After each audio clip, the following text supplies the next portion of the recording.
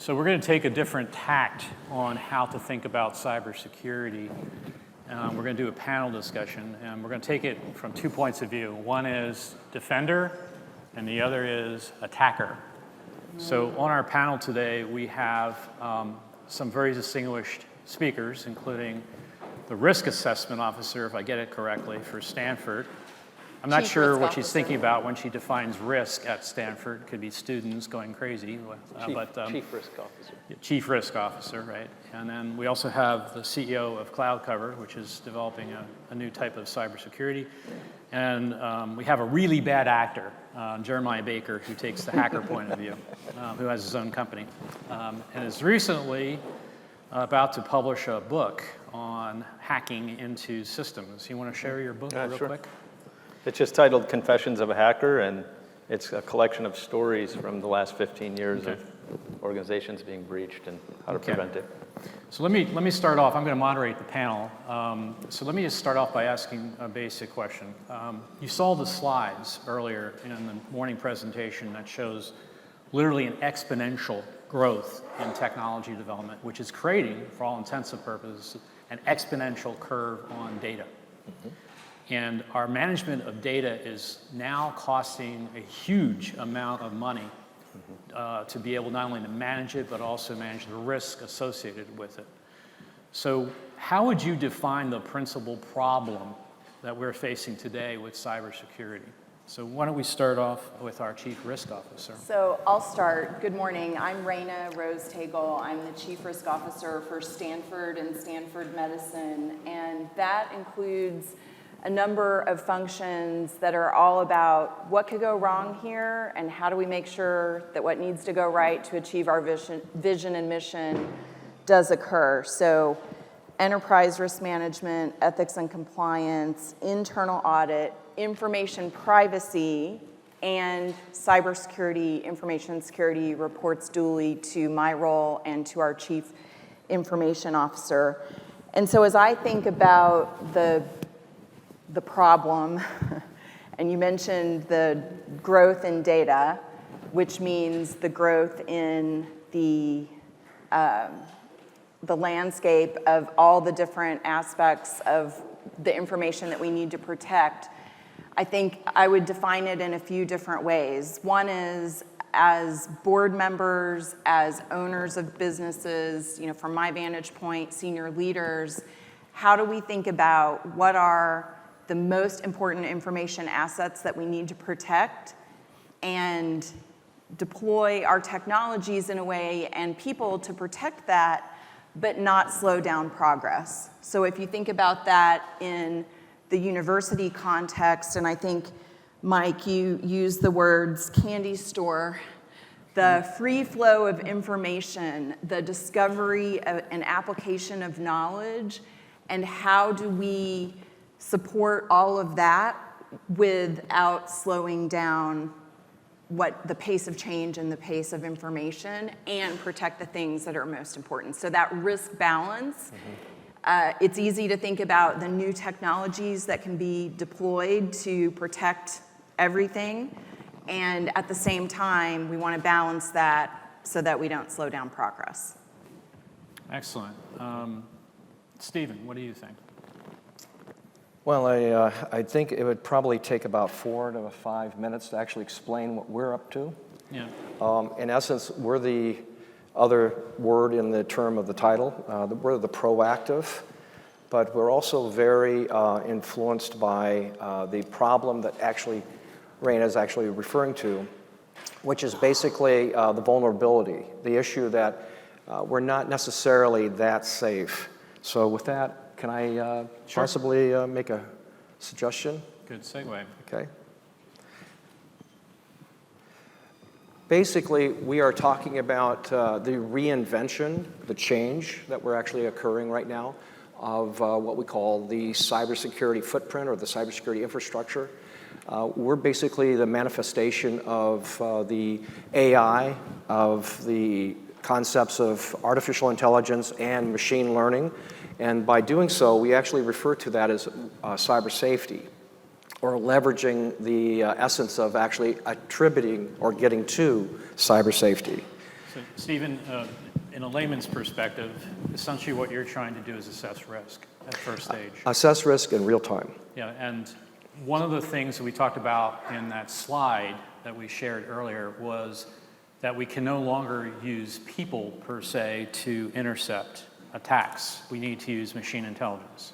We need machine to actually address machines. Okay, and as I understand it, at least IT departments of major corporations, I hate to use the analogy, are using bows and arrows to fight machine intelligence millisecond attacks. Good analogy, yeah. And they don't even realize how much damage is done until after the fact. Is that correct? That's correct.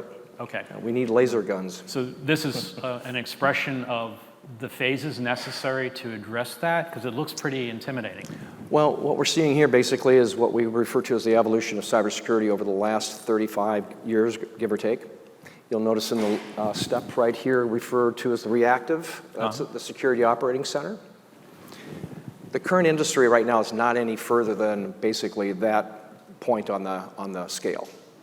Right now, even the cybersecurity companies that we actually can recognize that have been advertising at the airports, for example, they're not able to get much further than that second level. They do try to accomplish a proactive capability on an alerting basis, but they cannot stop the threat. They're actually a threat hunting, threat assessing, and alerting. And there's humans actually in front of monitors.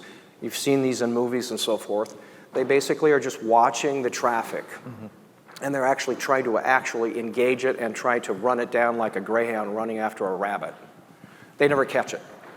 Or if they do, it's like too late. And this is where Jeremiah was referring to last Friday. Yeah. The 212 number. The number of days it takes to actually identify a 212 days. Days. Before you even know that you've been attacked. That seems to me a little long in the tooth. So if you don't use machine intelligence, you're going to have really excessive risk. Correct. Because you don't know actually that you've been hit, and you don't know the degree of it. Is that right? Right. Okay. Oh, this is great. Nice segue. So this number, or these numbers, actually are an example of just some of the facts. The 43%, Jeremiah would actually be able to help me answer that question more effectively. Sure. The 4.2 million, what does that mean? What exactly? What's 6 trillion represent? So with that? Sure. Yeah, absolutely. Stephen, thank you.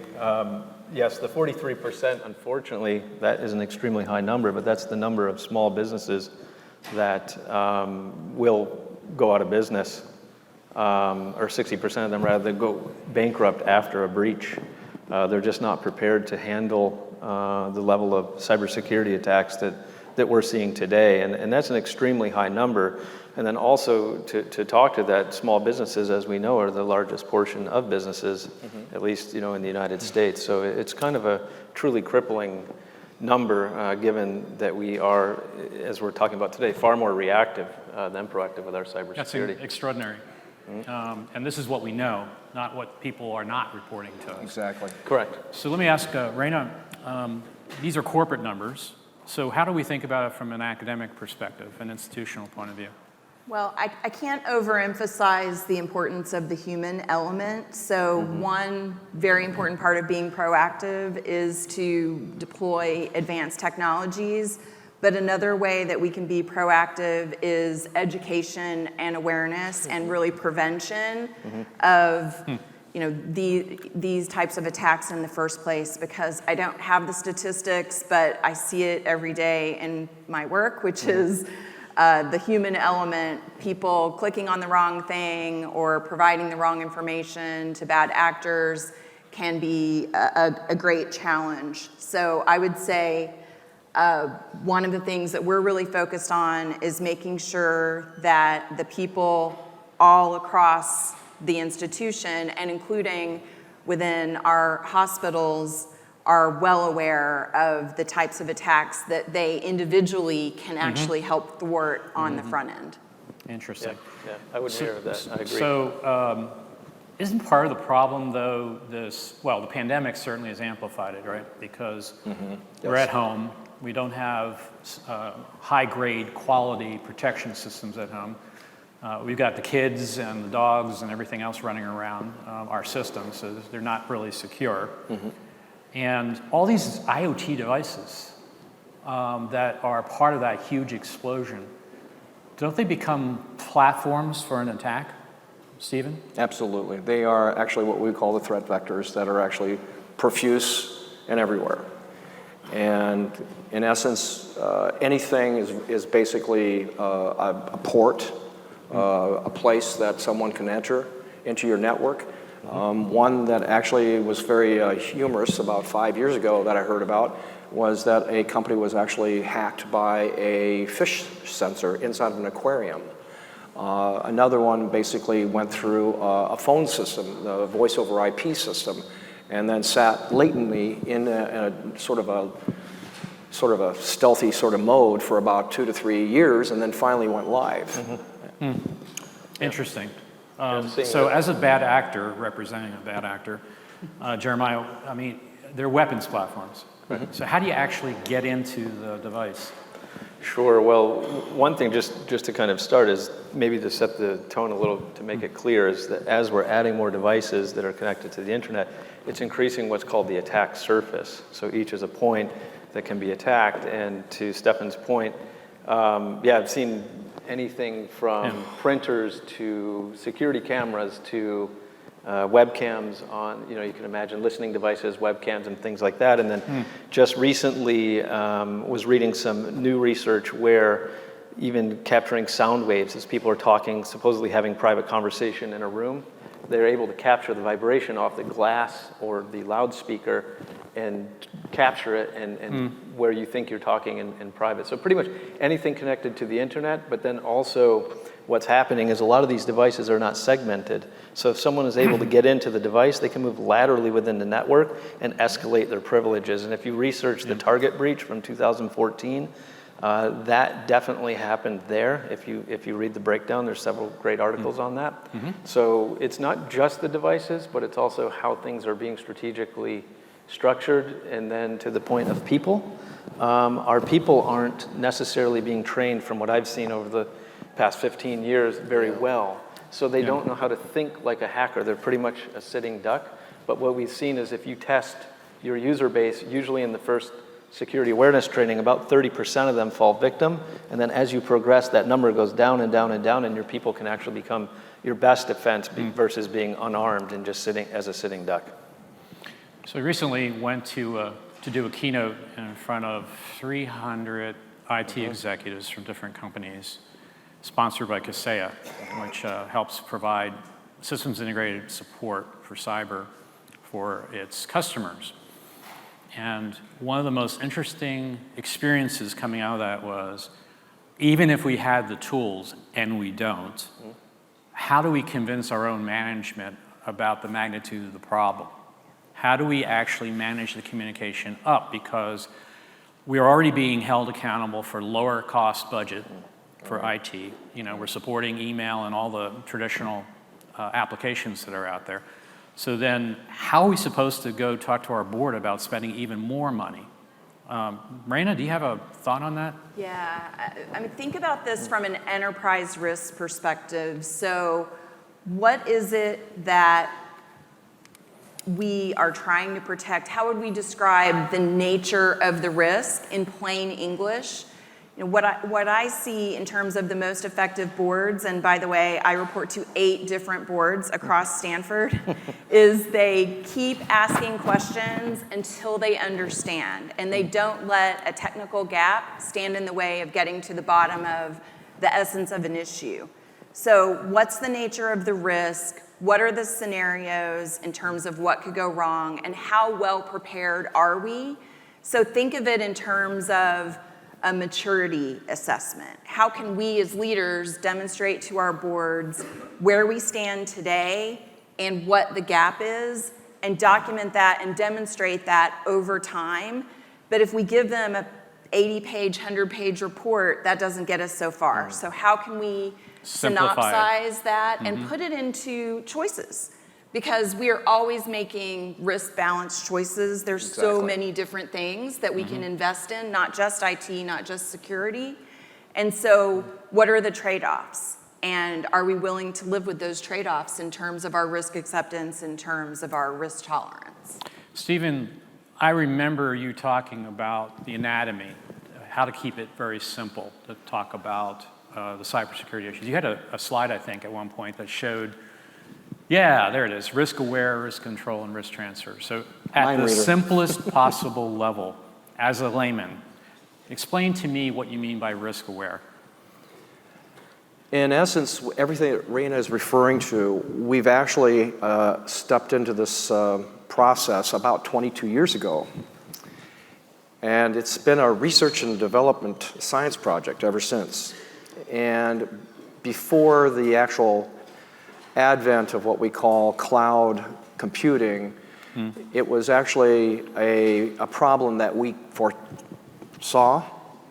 The collection of the data transformation, the explosion of data would end up doing something, accomplishing something like a cloud solution. Well, cloud cover, in essence, was the culmination of two terms. And those terms mean basically that we're protecting data, but we have to see it. To protect and see the data, we want to actually do something in the end game, which is basically transfer that risk.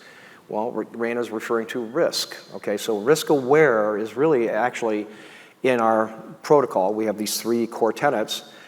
Instant threat detection. Now that's an easy, throwaway word. You're telling me that we don't want to wait 221 days? We want to wait no more than 1 microsecond. Microsecond. Oh, that's fast.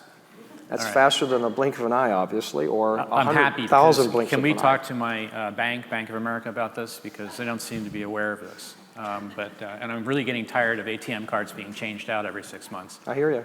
Okay. So risk aware is just being aware that anywhere on the network periphery, Anywhere something on the is network. happening that's not good, Correct. to put it in layman terms. So the first problem is to solve the latency issue. Correct. Okay, and in that, going back to those 300 IT executives, right now they say they don't have the tools. So then, Raina, how would you communicate to a board that they really need to start thinking differently about how to get those tools? What would you recommend to them? Yeah, I think that it is about laying it out, not just in terms of what the potential for the tools is, but as I said before, what's the gap and what are we preventing? So you sound like you're saying, let's go do an assessment. Let's see where you guys are. That's right. So being able Right. to demonstrate the current state and being able to lay out the choices so that 221 days, are we okay with that? Or do we want it to be Hopefully you're 100? going to say no. Or do we want it to be a millisecond? Yeah. And then I think being able to look to some extent to the past to say, let's give some real life examples of where this hasn't been working so well. I think that can also make the case for that further investment. It sounds to me like this is actually a board level education effort. It's not at the IT level, it's really at the board level. I would agree. Strategic. Okay, and so we're going to be talking to people who have a huge plethora of responsibilities, and so we're going to have to make them technically aware of what the issues are.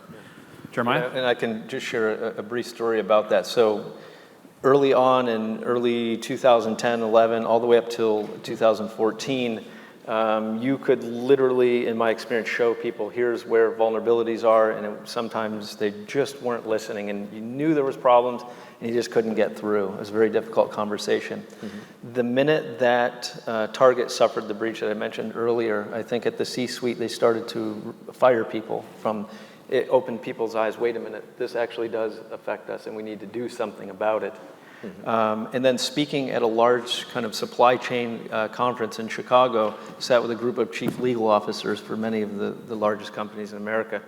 And they said, we are definitely terrified of this, and I discovered that those people really care about cybersecurity because they're often the first ones that have to deal with the entire mess. So starting with them, and then moving throughout the organization. So it's about consequences and trying to find out who really cares and share the message with them, not to scare them, but to educate them.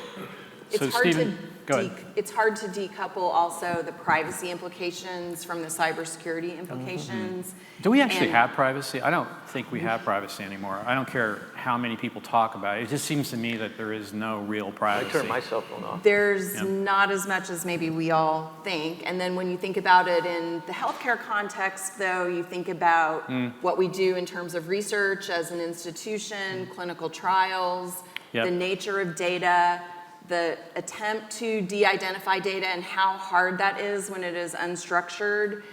That really just further demonstrates the nature of the challenge. Okay, so I think I've got pretty good feel now for risk aware, but I'm not so sure what the difference between risk aware is, Stephen, and risk control, really. Well, Mike, I'd like to actually take some time to actually run a video that might help. Is that going to answer our question? That would answer the risk aware, risk control. Okay. And actually go and jump forward to risk transfer, because I think we're running a little bit out of time. Oh, don't worry about the time. Okay. We'll manage that. So with that said, I'd like you run it.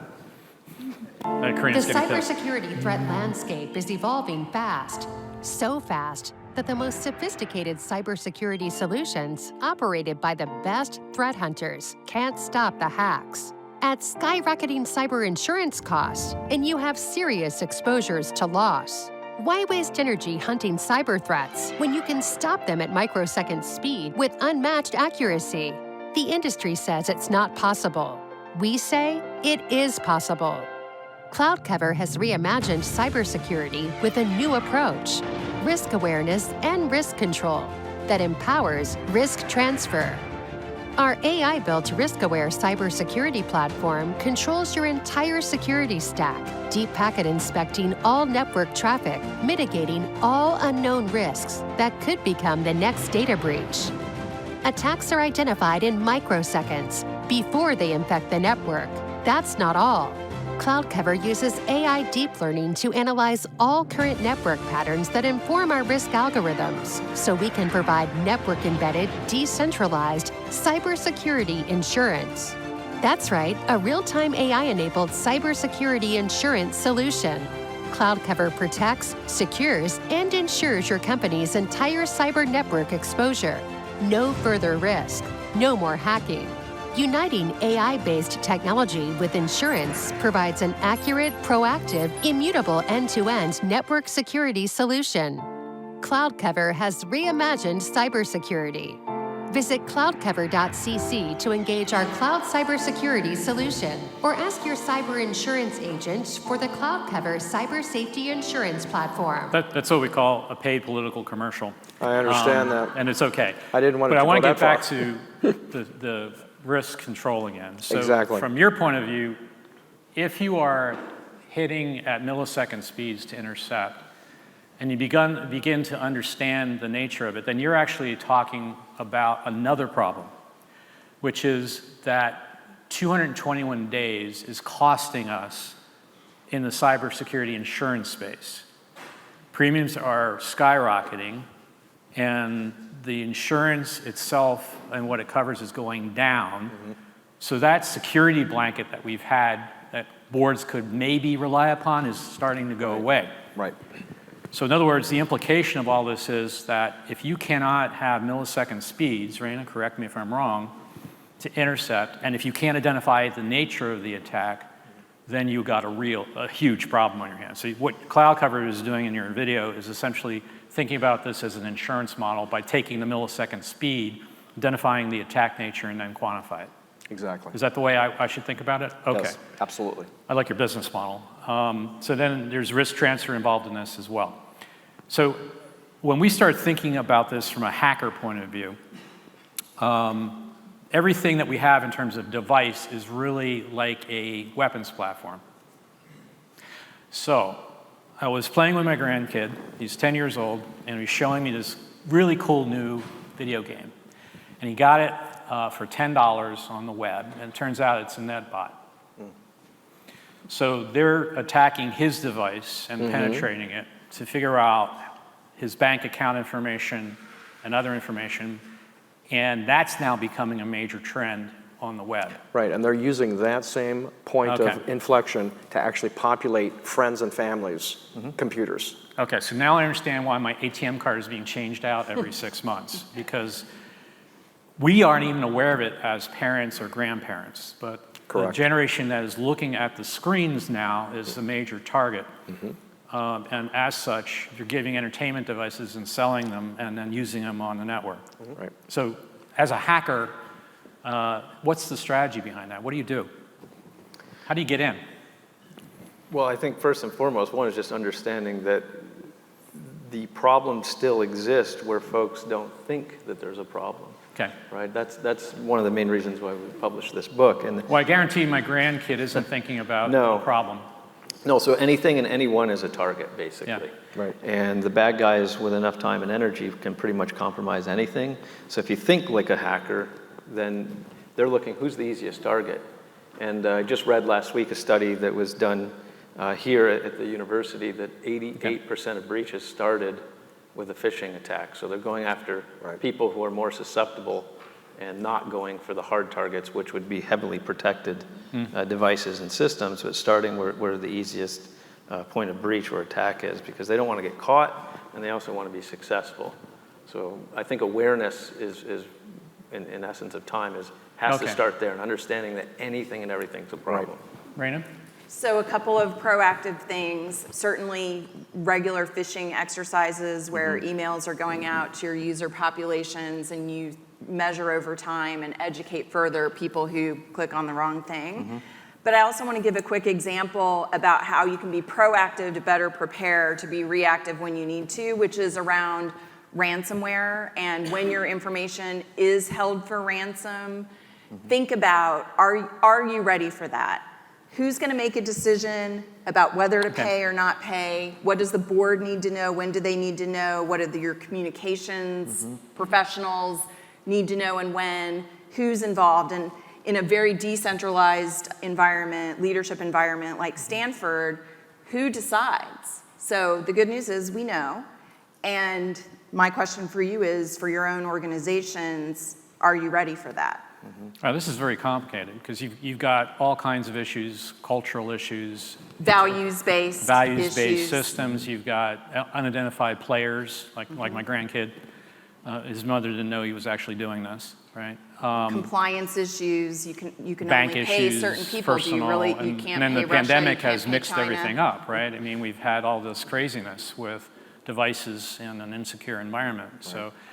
So hence the business model because it's what you're talking about in that video, is transformational.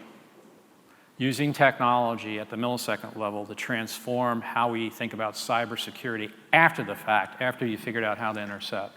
Right, and also using AI to actually understand accurately what to stop and what to allow. Okay, great. So let's open it up for some questions. We have a few minutes. Yes. Oh, and I'll get to Bruce. Wait. There you go. Thank you.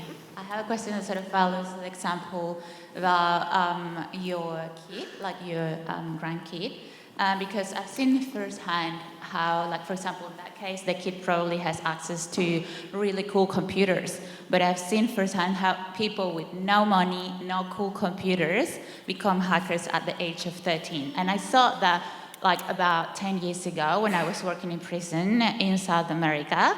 And for me, I'm wondering how, okay, it's great to protect our companies, it's great to be prepared for all that risk, but if someone with no money, like that person wasn't even from a big city, because I evaluate him psychologically and work on his case, if he was able to learn everything online 10 years ago when it wasn't as developed as it is now, what can we do about that? How can we actually understand that sort of process that is happening with young people at the moment and be proactive?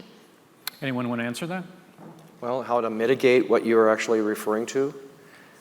How to mitigate, how to actually address it after the fact? How do you address that? Not just with people that already are committing crimes, But with people who are like, could you, I don't know, I'm just thinking of some of the panelists from Friday, this girl who tried to create something in the web to protect cyberbullying. So she could create a program that will understand when you're actually cyberbullying and sort of trying to make you think about what you're doing. But in this case, you might not change the mind of those people because they are sort of like acting. It could be a game, but it's a game to go against companies. And this person that I knew about, they go against the government, right? They wanted to hack the government. So it goes very far, but for them, it's just something fun. It's something that they don't want to stop. So how could we actually create protection through platforms at a level that goes for everybody, not just for our companies? Are you going to actually have to put something down at the phone level in order to be able to stop this? And we are working on it. Okay. And we're very close. It's so your actually, company is looking at that issue, well, but there are organizations working on what I would call cybersecurity on a chipset. okay. So Reina, on the So Palo Alto school system, or any school system, San Jose school system, are they teaching kids the responsibility of using these devices or not? I think yes. I think good cyber hygiene for individuals, for students. That's what it's called, cyber hygiene? That's what I'd call it. Wow. Okay. same here. It's like you need to wash your hands, you need to take care Get of out the your soap. technology. Okay. I think that it is being taught in schools, but I also think just the question really demonstrates why we all need to continue to be ready, because being on the cutting edge of these technologies is often not something you learn in school. I mean, because that was a long time ago, right? So things keep changing, and it is a self-taught kind of exercise, so there's nothing to do to stop Maybe there's that. an educational mission at multiple levels of our culture. Yes. There is clearly one that has to be done with IT executives and their boards about the big problem. But maybe maybe this 10-year-old kid needs to get some education about that at the elementary school level now. I would agree. Yep. So, it's just another layer of things we need to worry about, and then we also need to put the protection in place against the devices. And the protection needs to be in the network. It needs to be in the network, which is, Period. you got billions of these devices out Yeah. there. It's going to be an Yeah. interesting problem for us Right. to try to solve. Right. Other questions? Bruce, you had your hand up, and then we'll go around. Bruce? Bruce, go ahead. Thanks for doing this, and thank you for doing the panel. Reina, good to see you. This is Bruce and- Cahan Bruce Cahan. at Stanford. From Stanford. Stanford, among many others in this room, has investments in major corporations that have annual shareholder meetings. How do you want, or how would it be possible to have, for instance, Stanford Management Company, just a little bit over there, use the endowment and the position it has with its GP investors to bring greater attention to the experience that the university is having and others in the room are having? I mean, aside from, and we will talk about impact investing, clearly you don't want what dollars would be used for impact investing to go to cyber waste. And so what is it that you've done or that you would imagine could be done by institutional investors to amp up the efforts to be proactive? Yep. Stephen? I would say that, in essence, the term I would use is using what we are deploying is technically inoculating the network. In essence, it's like a vaccine. Social, cultural, institutional. Well, I've got billions of dollars to invest in a company, and if your company isn't cyber Right. for thinking, Well, those dollars are going elsewhere. Reina actually is got a great idea about cyber hygiene, and basically that's a term we've actually embraced too. That's education, culture. But after the fact, after everything has actually been educated and everybody's aware, you got to have something in the network. And the internet itself was originally designed not to be secure. It was never built on a security foundation. It has a need for security to be embedded into the network, and encryption doesn't cut it. Encryption doesn't even cut it at all, because a man in the middle, called a hacker in the middle, can actually hack a 256 encryption code within 4 seconds or less. And we got state actors like China and basically Russia and others, and I won't name all of them, but they basically are very, very, very, very smart, and they're already in our network. They already have infected us. The question is, what do you do to actually inoculate or neutralize their position inside of our networks? But this being the entire solution we're talking about is not just a risk-aware control solution. We've got to actually provide a risk insurance position embedded right into the network, and that's what we have accomplished. Being able to incrementally, granularly measure risk and be able to apply a value to that data on a property and liability basis in real time. That's never been done before. And that is what's necessary. That's the transformation. That's the change we're talking about. There's a couple, just a couple, One more. as we're getting the microphone over there.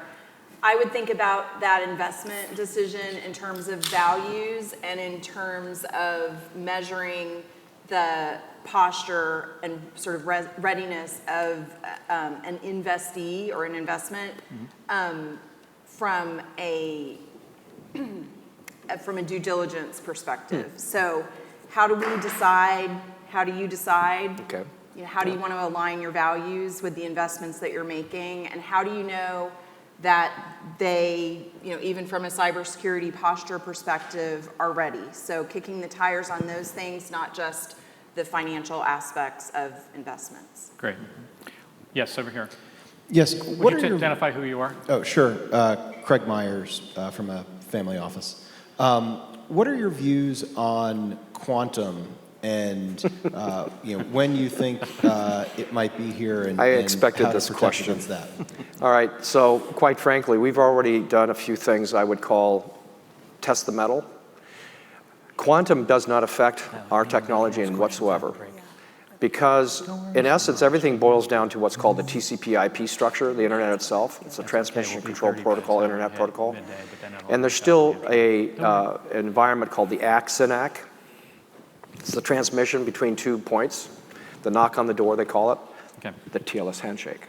The TLS handshake is a TLS handshake. It doesn't have anything to do with quantum. Well, quantum, even if there was a 0 and a 1 and a flux, it basically operates in, on this kind of a So port basically, I and this think what port. you're saying is Doesn't make any difference. what you're doing, what anyone can do in this space, is applicable when quantum appears on the scene. Quantum appears, we can actually stop it. Okay, great. Layman's interpretation. Other questions, please save for the break. Come up and talk to the panel. We have a break scheduled right now, so we're running a little bit behind schedule, but I think we're fine. So there's coffee and other things. Karina? 10-minute break. Okay, great. Thank you. So we have a 10-minute break for you to catch up. Those who had questions of this panel, come on up and ask them one-on-one. Thank you. Thank you, guys.